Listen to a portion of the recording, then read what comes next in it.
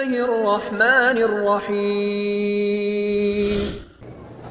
برادران اسلام، آج کا موضوع درس ہے حفاظت زبان، کہ آدمی اپنی زبان کی حفاظت رکھے، کیونکہ یہ ایک ایسی چیز ہے جس سے ہم کلمہ پڑھتے ہیں، نماز پڑھتے ہیں، قرآن پڑھتے ہیں، اللہ کا ذکر کرتے ہیں۔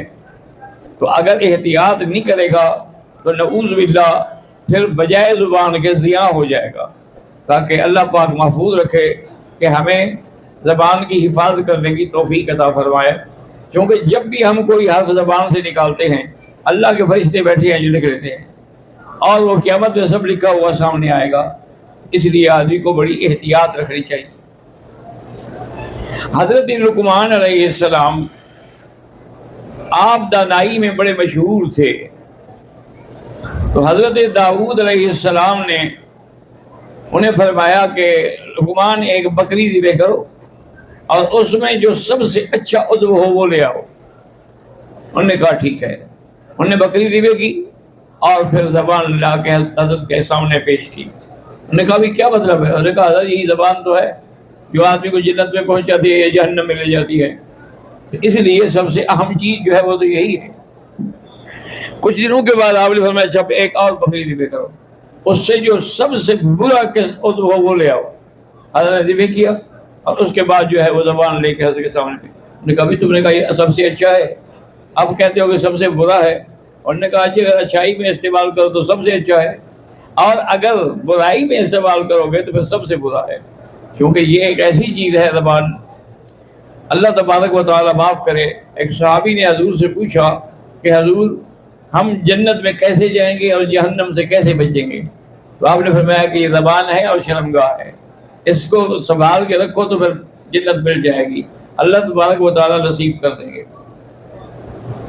اور اسی طرح حضور صلی اللہ علیہ وسلم کی حدیث مبارک میں بھی آتا ہے کہ سب سے اچھا مسلمان کون ہے؟ من سلم المسلمون من لسانہ و یدہ، کہ جس کے ہاتھ سے بھی اور جس کی زبان سے بھی مسلمان محفوظ رکھے، کسی کی غیبت نہ کرے، چغلی نہ کرے، گیلا نہ کرے، کسی کو گالی نہ دے۔ بعض علماء نے لکھا کہ بھئی زبان سے کیا ہو سکتا ہے؟ چلو ہاتھ سے تو آدمی مار لیتا ہے، پاؤں سے بھی مار لیتا ہے، زبان سے کیا کرے گا؟ اور نے کہا زبان سے جو کچھ ہو سکتا ہے وہ کسی چیز سے بھی نہیں ہو سکتا، کہ وہ اگر زبان نکال کے مذاق بناتا رہے تو اسی پر لوگوں کی لڑائیاں ہو جائیں گی، تو وہ سارا کچھ زبان سے ہی تو ہوتا ہے۔ تو اس لیے ہمیشہ احتیاط کیا کریں۔ حضور پاک کی حدیث مبارک نے فرمایا من یضمن لی بین لحییہ ورجلیہ اضمن لہ الجنہ، جو شخص مجھے اپنے منہ کے درمیان جو زبان ہے اس کی اور دو ٹانگوں کے درمیان میں جو چیز ہے اس کی حفاظت کرے تو میں اس کی جنت کا ذمہ دار ہوں، انا اضمن لہ الجنۃ۔ صحابہ نے فرمایا اتنی اہمیت فرمایا اللہ کے بندے، زبان کو تو اس کی بات کو تو اللہ نے شرک کے برابر قرار دے دیا ہے۔ وَاجْتَنِبُوا الرِّجْسَ مِنَ الْأَوْثَانِ وَاجْتَنِبُوا قَوْلَ الزُّورِ حُنَفَاءَ لِلَّهِ غَيْرَ مُشْرِكِينَ بِهِ۔ اس لیے زبان جو ہے وہ بہت بڑی اہمیت رکھنے والی چیز ہے۔ حضرت عبداللہ ابن مبارک فرماتے ہیں کہ میں سفر پہ تھا، میں نے دیکھا کہ ایک بوڑھی عورت ہے اور بڑی تنگ ہو کے تکلیف کے ساتھ آ رہی ہے، تو میں نے کہا السلام علیکم، انہوں نے کہا سلام قولا من رب الرحیم۔ انہوں نے مجھے سلام کا جواب نہیں دیا بلکہ قرآن کی آیت پڑھ لی۔ تو میں نے پوچھا کہ بی بی کہاں جا رہی ہو اور کہاں سے آ رہی ہو؟ فرمایا من المسجد الحرام الى المسجد الاقصی، مسجد حرام سے آ رہی ہوں، مسجد اقصی جا رہی ہوں۔ اور میں کتنے دنوں سے تم بھٹک رہی ہو؟ انہوں نے کہا کہ ثلاث لیال سویہ، 3 راتوں سے میں بھٹک رہی ہوں۔ حضرت عبداللہ بن مبارک نے فرمایا کہ میں نے عرض کیا کہ بی بی اگر چاہو تو میرے ساتھ کھانا ہے، کچھ کھانا کھا لو۔ اور نے کہا اتم الصیام الی اللیل، میں روزے سے ہوں، جب روزہ کھولنے کا وقت آئے گا تو کھا لیں گے۔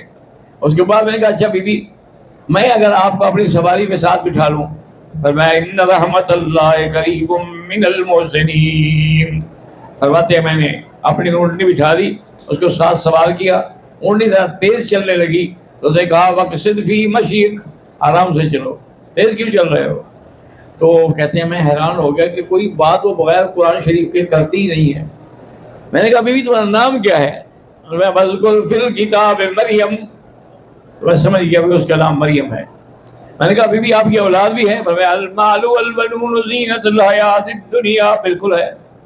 میں نے کہا بیوی اپنے بچوں کا نام بتا سکتی ہو؟ انہوں نے کہا کہ بالکل بتا سکتی ہوں۔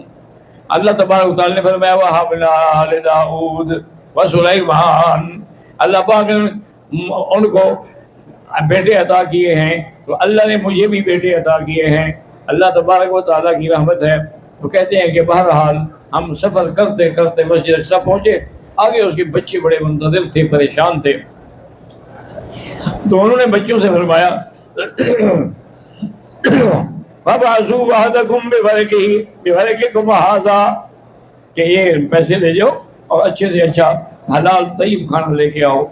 تو میں نے ان کے بچوں سے پوچھا کہ بیٹا یہ کیا بات ہے کہ بغیر قرآن کے بات نہیں کرتی؟ انہوں نے کہا حضرت ہم نے تو 40 سال کی عمر ہو گئی ہماری، 40 سال میں کبھی قرآن کے بغیر کچھ نہیں کہا۔ جب بھی کوئی بات ہوتی ہے تو قرآن سے جواب دیتی ہیں، اس کے علاوہ جو ہے وہ کسی قسم کا کوئی جواب نہیں دیتی ہیں۔ تو ہم تو بہرحال یہ 40 سال سے دیکھ رہے ہیں۔ تو جب کھانا آ گیا تو بی بی نے کہا کہ حضرت ایسا کریں گے کُلُوا فِی الَّذِینَ صَامُوا فِی الْأَیَّامِ الْخَالِیَہ، وہ جو تم نے روزے رکھے تھے اب کھانا کھاؤ۔ کہتے ہیں کہ میں نے کھانا کھایا اور کھانا کھا کے میں حیران ہو گیا کہ اللہ تبارک و تعالیٰ نے، اور نے کہا اس کی وجہ یہ ہے کہ اگر یہ کوئی قرآن کے بغیر بات کرے تو غلط بھی تو ہو سکتی ہے، لیکن قرآن تو کبھی غلط نہیں ہو سکتا، اس لیے یہ ہمیشہ قرآن سے بات کرتی ہے۔ میں نے کہا بیوی تم بڑی خوش نصیب ہو۔ میں ذالک فضل اللہ یؤتیہ من یشاء، یہ اللہ کا فضل ہے، میری کیا حیثیت ہے؟ اللہ کا فضل ہے کہ اللہ نے مجھے قرآن پاک کے ساتھ اتنا عبور کرنے کی توفیق عطا فرمائی ہے کہ میں ہر بات کا جواب جو ہے الحمدللہ قرآن سے دے سکتی ہوں۔ اس لیے حضرت فرماتے ہیں کہ میں بڑا حیران ہوا اور خوش بھی ہوا کہ اللہ نے مجھے آج ایک ایسی عورت سے ملاقات کرا دی ہے کہ جس کی زبان پہ اللہ کا قرآن ہے۔